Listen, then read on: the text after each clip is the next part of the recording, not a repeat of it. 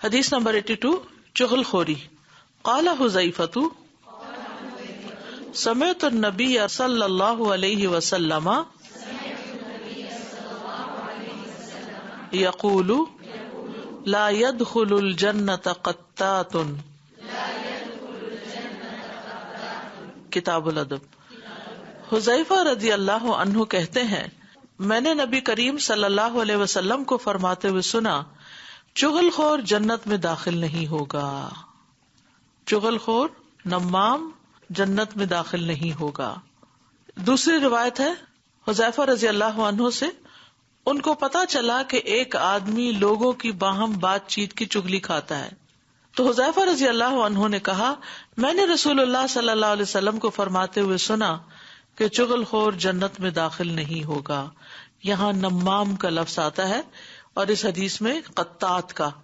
قطات اور نمام دونوں ہی چغلی کے لیے استعمال ہوتے ہیں، ایک ہی معنی ہے. لغت کے اعتبار سے ان میں فرق یہ ہے کہ نمام مجلس میں حاضر رہ کر وہاں کی باتیں دوسروں کو بتاتا ہے، جبکہ قطات چوری چھپے سن کے باتیں آگے پہنچاتا ہے. ٹھیک ہے. نمام کون ہے؟ مجلس میں باتیں سن کے پھر وہاں سے اٹھا اور جا کے دوسروں کو بتا دی کہ تمہارے بارے میں مجلس میں یہ کہا جا رہا تھا، فلاں نے یہ کہا تھا، پھر اس نے یہ کہا، اس نے یہ کہا. اور قطات جو ہے وہ چوری چھپے سن کے تجسس کر کے ٹو لگا کے اور اس کے بعد جا کے دوسروں کو بتاتا ہے، ورنہ مانا ایک ہی ہے. چگلی کیا ہے؟ چگلی کسی کی ایسی بات دوسرے تک پہنچانا جو لوگوں کے درمیان نفرت کا سبب بنے. ایک اور روایت میں ہے نمیمہ وہ چگلی جو لوگوں کے درمیان فساد پیدا کرے. ٹھیک ہے. ایک عد کا لفظ بھی آتا ہے، عین ضاد ہا. عبداللہ بن مسعود کہتے ہیں کہ بے شک محمد صلی اللہ علیہ وسلم نے فرمایا کیا میں تمہیں یہ نہ بتاؤں کہ عد کیا ہے؟ اس سے مراد وہ چگلی ہے جو لوگوں کے درمیان نفرت پیدا کرے. اور ایک روایت میں نمیمہ کا لفظ آتا ہے. تو اب آپ کے پاس 3 لفظ ہو گئے. ٹھیک ہے. قطات، نمام اور عد کرنے والا.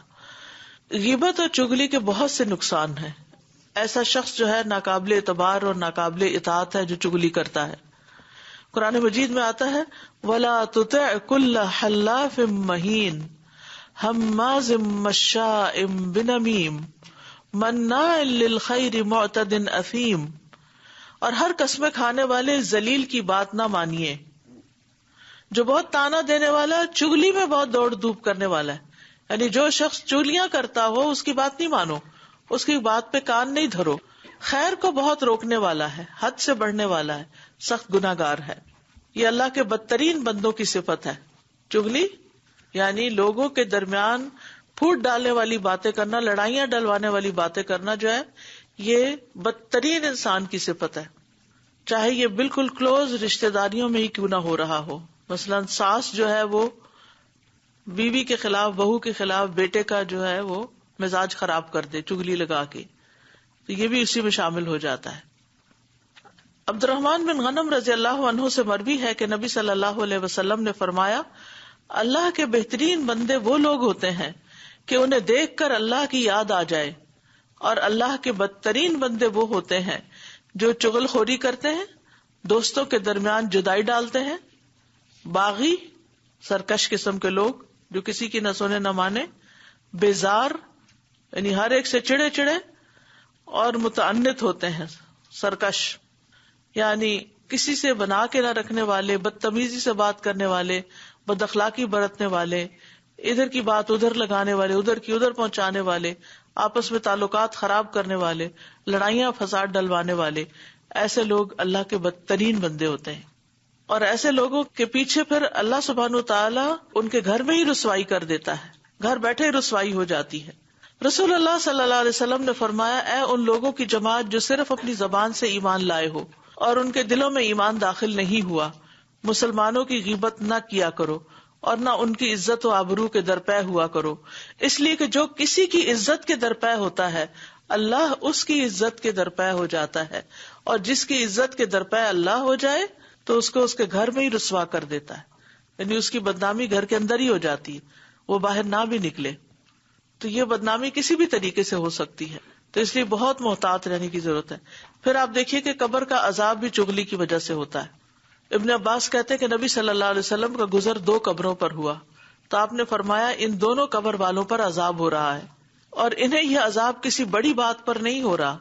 پھر آپ نے فرمایا کہ ہاں ان میں ایک شخص تو چغل خوری کرتا تھا اور دوسرا اپنے پیشاب سے بچنے کے لیے احتیاط نہیں کرتا تھا. پیشاب کی چھینٹیں اس کے جسم پر پڑتے تھے اور وہ دھوتا نہیں تھا اور اسی نجاست میں نماز وغیرہ پڑھ لیتا تھا. یعنی یہ مطلب ہے, اس کی وضاحت یہ ہے. اب اس میں وہ بات نہیں آتی کہ جو کسی کے شر سے بچنے کے لیے کسی کو بتائی جائے, شر پھیلانے کے لیے نہیں, شر سے بچانے کے لیے.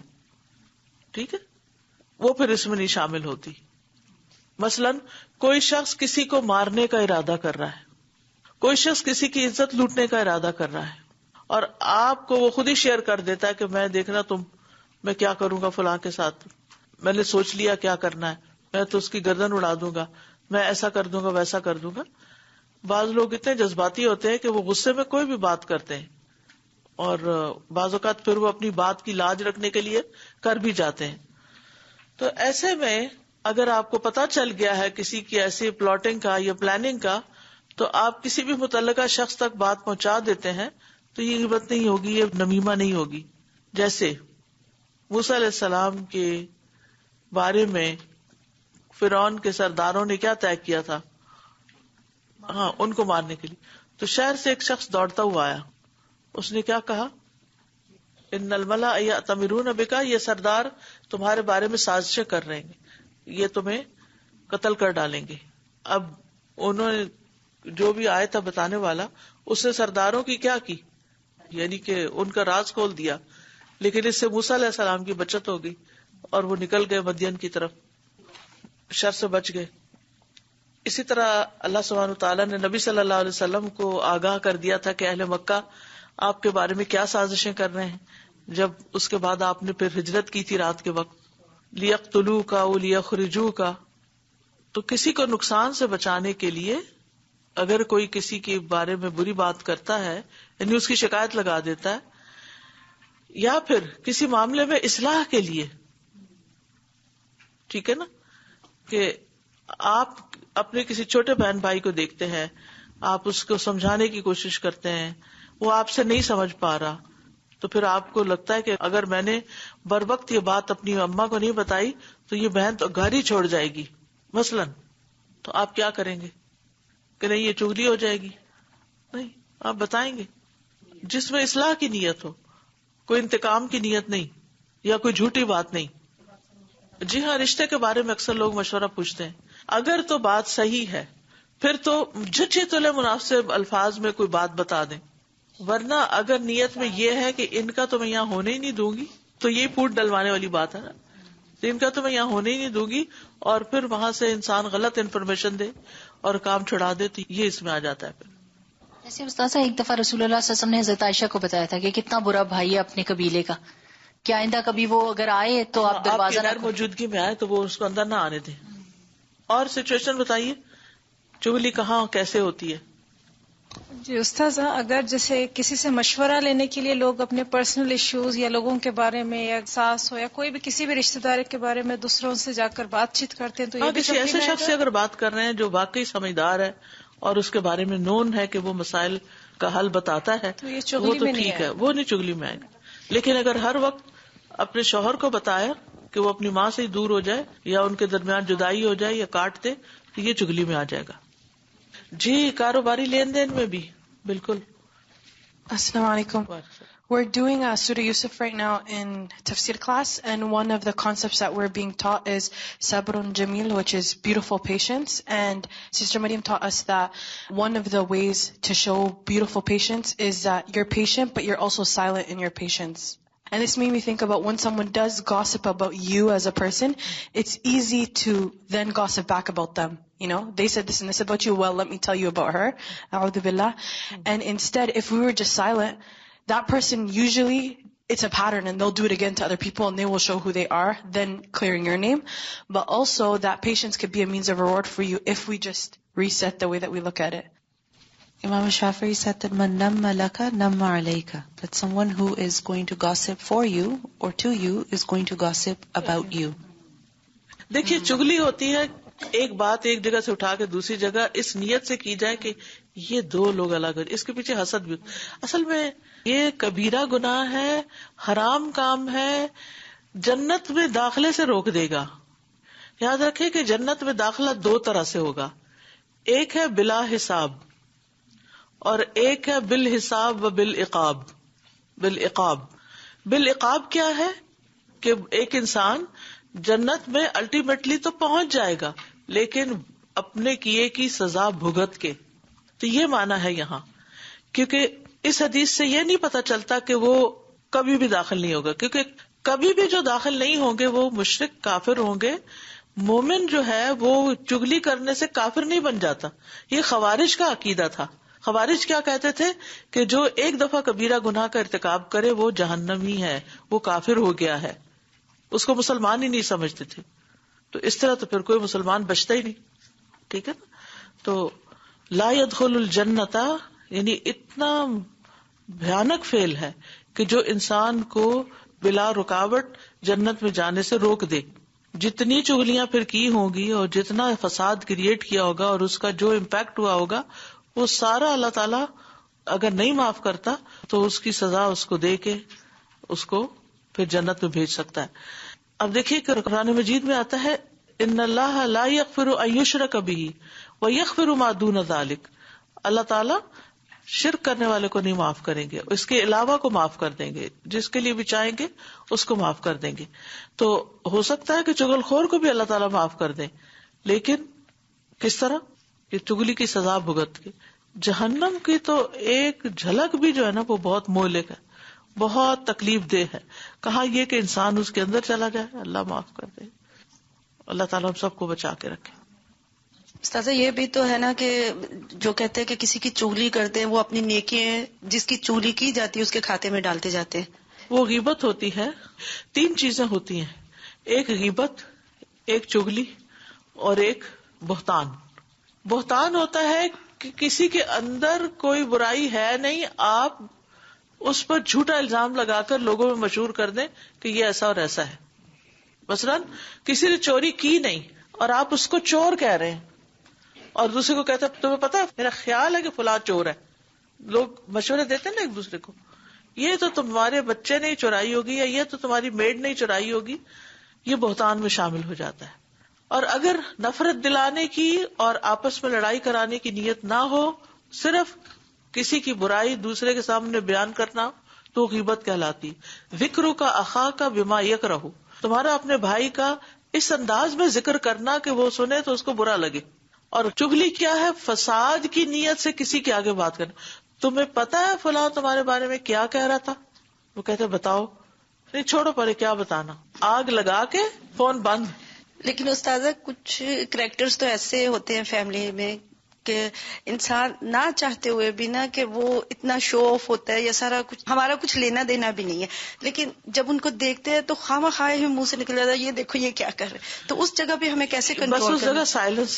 نہیں خود ہی سے خود بھی ہو جاتا ہے کہ نہیں خود ہی سے نہیں کوئی چیز ہوتی کرنے سے ہوتی ہے. نہیں اپنی ہی بات کریں کہ خود ہی سے خود ہی نکل جاتا ہے دیکھ کے کہ الفاظ منہ سے ایسے پھسل کے نکل جاتے یہ دیکھو یہ پھر ہو رہا ہے. یہ غیبت ہو جاتی ہے نا. استاذہ ایگزامپلس میں میرے ذہن میں یہ بھی آ رہا تھا کہ صرف انڈیویجولس کے لیول پہ نہیں بلکہ ہم آرگنائزیشنس کی بھی چغلی کر سکتے ہیں. اور جی ہاں بالکل، بات ادھر ادھر لگاتے اس میں تو جتنے لوگ اس کے اندر ہیں ان سب کی طرف سے ہو گئی. یعنی جب آپ کسی خاص گروہ یا کسی جماعت سب کی بات اکٹھی کر دیتے ہیں تو اس کے اچھے برے سب لوگوں کی طرف سے ہی آپ نمائندگی کر رہے ہوتے ہیں، تو وہ تو اور خطرناک چیز ہے. I wanted to know what should be done if there is somebody who tells lies a lot, like just lies constantly. So should that person be advised or should they be warned against if they're lying to other people as well? Is it permissible to tell people like, hey, just beware, or should that not be said? ہاں اگر اس کے جھوٹ سے نقصان پہنچتا ہو تو پھر آپ دوسروں کو اویئرنیس دے سکتے ہیں. استاذہ جی میں تو اپنا ایکسپیرینس بتا رہی ہوں کہ کیونکہ غیبت بھی ایسی چیز ہے کہ فوراً اس کے اندر انسان گرتا بھی ہے اور بعد میں پچھتاتا بھی ہے. تو خاص طور پہ کچھ ایسے لوگ ہوتے ہیں جو آ کے صرف آپ کی ٹو لیتے ہیں کہ آپ کے گھر میں کیا ہو رہا ہے، آپ کیا کر رہے ہیں، آج کل کیا چل رہا ہے، آپ کے بچے کہاں ہیں، بڑے کہاں ہیں، چھوٹے کہاں ہیں، اور آپ کیا کر رہے ہیں، آپ کیا کھا رہے ہیں، آپ کتنا کما رہے ہیں، آپ کتنا خرچ کر رہے ہیں. اور وہ جب وہاں سے اٹھتے ہیں پھر وہ کہیں اور چلتے ہیں، وہاں پہ بھی. تو وہ ایک قسم کی وارننگ سائن ہوتا ہے کہ یہ آپ سے اگر کسی کی بات کر سکتے ہیں اور آپ سے اس طرح بات کر سکتے ہیں تو یہ آپ کی بات کو کہیں پہ بھی جا کے کر سکتے ہیں. یعنی کسی کا امیج خراب کرنا جو ہے نا، یہ بھی اس میں آ جاتا ہے. جی استاذہ جی، میں نبی صلی اللہ علیہ وسلم کے جوامع کلام ہونے کے بارے میں غور کر رہی تھی اس حدیث میں کہ کچھ نہیں کہا، کچھ بھی نہیں کہا، بس ایک بات کہہ دی کہ یہ جنت میں داخلے سے روک دے گی، تو اس میں سبھی کچھ خود ہی سما گیا. پھر یہ گناہ کبیرہ بھی ہو گیا اور جھوٹ بھی اس میں بعض اوقات ہو جاتا ہے، کیونکہ خالی سچی بات سے ہمیں تسلی نہیں ہوتی کسی کو بدنام کرنے میں، اور غیبت بھی ہو گئی، اور بعض کیسز میں الزام تراشی ہو گئی. اور دوسرا یہ کہ جس کو ہم سنا رہے ہیں اس کا کتنا دل دکھا رہے ہیں، یہ کتنی بڑی بات ہے نا. یعنی ایک شخص نے کسی کی آ کر اسی طرح کی چغلی کی تو اس نے کہا کہ وہ تم سے بہتر ہے کیونکہ اس نے میری پیٹھ پیچھے کی اور تم میرے منہ پہ آ کے بتا رہے ہو. تو وہ میں سوچی تھی، سوچ کے سارے دروازے کھول دیے کہ باقی آپ خود ہی حساب لگا لو کہ کیا ہے اور کیسے ہے اور کہاں ہے. بالکل سبحان اللہ. کچھ لوگوں کے آپ نے دیکھا ہوگا کہ عادت ہوتی ہے کہ آپ کی نظر میں اچھا بننے کے لیے دوسروں کو بدنام کرتے رہتے ہیں. یہ بھی ایک نیت ہوتی ہے کہ ہم ان کی نظروں میں اچھے بن جائیں. یوسف علیہ السلام کے بھائیوں نے یہ جو اتنا بڑا قدم اٹھایا تھا کس لیے اٹھایا تھا؟ یخلو لکم وجہ ابیکم. تو پیچھے حسد ہوتا ہے کہ حسد کی وجہ سے کہ جب ایک شخص دیکھتا ہے کہ میرے والدین یا کوئی میرا جو عزیز ہے وہ مجھ سے زیادہ کسی اور سے محبت کرتا ہے تو یہ پھر جیلسی جو ہے اس کو اس طرح کے کام کرنے پر ابھار دیتی ہے. Also thinking that it's very important not only to not spread gossip and do all these things, but also not to listen to it, because the more you listen to these things, these rumors, gossip, things like that, it really just hardens your heart. And السلام علیکم سادہ، میں پوچھ رہی تھی کہ اگر کسی کی پہلے لائف میں ہم لوگوں نے کی ہے چغلی ہو گئی تو توبہ کافی ہے یا اس بدلے سے بھی؟ توبہ کافی ہے اور صدقہ خیرات کریں. سبحانک اللہم و بحمدک، اشہد ان لا الہ الا انت، استغفرک و اتوب الیک. السلام علیکم و رحمۃ اللہ وبرکاتہ.